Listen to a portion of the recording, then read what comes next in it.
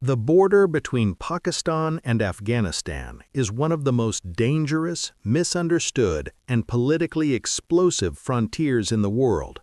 Stretching for more than 2,600 kilometers across mountains, deserts, and tribal lands, this border has never truly been at peace.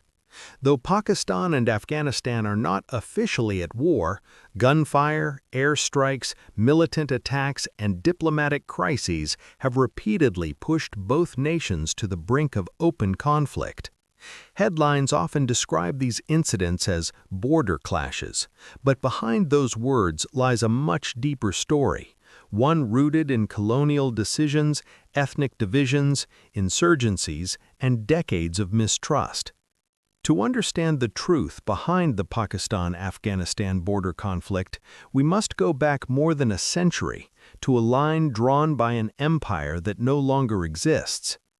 In 1893, the British Empire, ruling over the Indian subcontinent, forced Afghanistan to accept a border agreement known as the Durand Line. Named after British diplomat Sir Mortimer Durand, this line was drawn to separate British India from Afghanistan. It cut directly through Pashtun tribal territories, dividing families, clans, and ancient lands with no regard for local realities. While the British considered the Durand Line a settled international border, Afghanistan never truly accepted it as permanent. When Pakistan was created in 1947 after the partition of British India, it inherited this border, but also inherited the controversy surrounding it.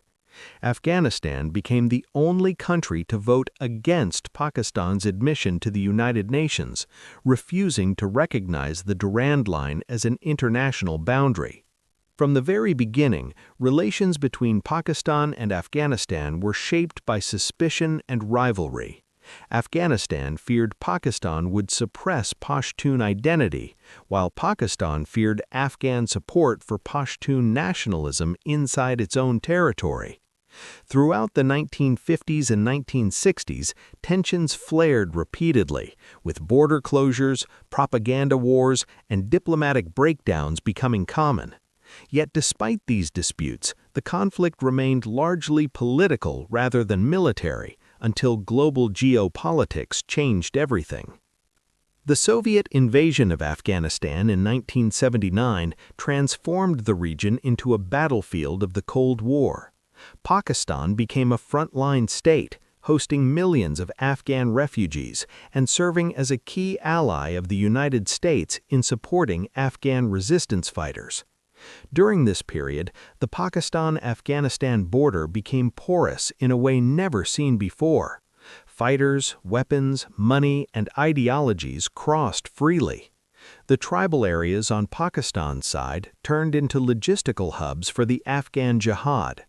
While this cooperation temporarily aligned Pakistani and Afghan interests, it also planted the seeds of future instability. When the Soviet Union withdrew in 1989, Afghanistan descended into civil war. Competing factions fought for power, destroying institutions and turning the country into a fragmented battleground. Pakistan, seeking strategic depth and a friendly government in Kabul, became deeply involved in Afghan politics. In the mid-1990s, the Taliban emerged from religious schools in southern Afghanistan and Pakistan's border regions. With Pakistani support, both official and unofficial, the Taliban rapidly took control of most of Afghanistan, capturing Kabul in 1996. For a brief period, Pakistan and Taliban-ruled Afghanistan appeared aligned. However, this alignment came at a cost. Militancy spread across the border, extremist ideologies flourished, and non-state armed groups gained unprecedented freedom of movement. The Durand Line became almost irrelevant in practice, as fighters crossed it without restraint. What seemed like strategic success would later turn into one of Pakistan's greatest security challenges. The attacks of September 11, 2001 changed everything. When the United States invaded Afghanistan to overthrow the Taliban, Pakistan officially joined the war on terror. Overnight, Pakistan went from Taliban supporter to U.S. ally. This shift shattered trust between Islamabad and Kabul. Taliban fighters fled into Pakistan's tribal areas, using them as sanctuaries to regroup and launch insurgent attacks against NATO forces in Afghanistan. Afghan governments repeatedly accused Pakistan of harboring and supporting these militants, while Pakistan denied the allegations and blamed Afghanistan for allowing anti-Pakistan militants to operate from its territory. As the insurgency intensified, the border region became a war zone in all but name. Pakistani soldiers were killed in ambushes. Afghan forces clashed with Pakistani troops over border fencing. Villages were shelled, checkpoints attacked, and civilians caught in the crossfire. Despite these realities, both governments avoided declaring war, knowing the consequences would be catastrophic for the region. One of the most controversial developments in recent years has been Pakistan's decision to fence the Durand Line. Beginning in 2017, Pakistan started constructing a massive border fence, complete with watchtowers, checkpoints, and surveillance systems. Islamabad argued that fencing was necessary to stop militant infiltration and secure its borders. Afghanistan, however, strongly opposed the move, insisting that fencing an unrecognized border was illegal. Afghan forces and local tribes frequently attempted to disrupt construction, leading to deadly confrontations. These clashes were not isolated incidents. They reflected a deeper disagreement over sovereignty, identity, and security. For Pakistan, the fence represented control and stability. For Afghanistan, it symbolized division and the cementing of a colonial injustice.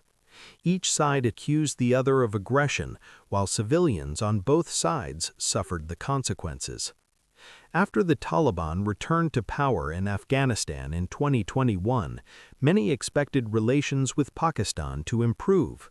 Instead, new tensions emerged.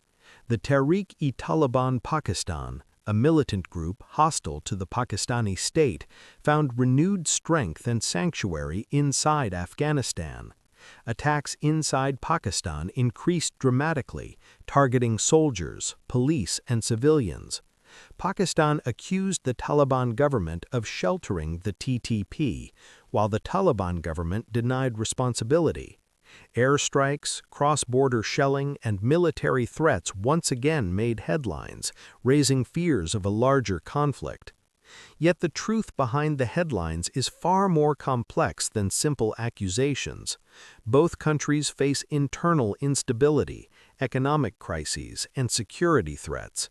Neither can afford a full-scale war, yet neither seems able to escape the cycle of mistrust. The border conflict is not driven by a single event or group. It is the result of history, geography, ideology, and unresolved grievances layered over more than a century. As the world's attention shifts elsewhere, the Pakistan-Afghanistan border remains one of the most volatile flashpoints in Asia. A single miscalculation could spiral into disaster, drawing in regional powers and destabilizing millions of lives. Understanding this conflict requires looking beyond breaking news and political statements and instead confronting the uncomfortable truths buried in history.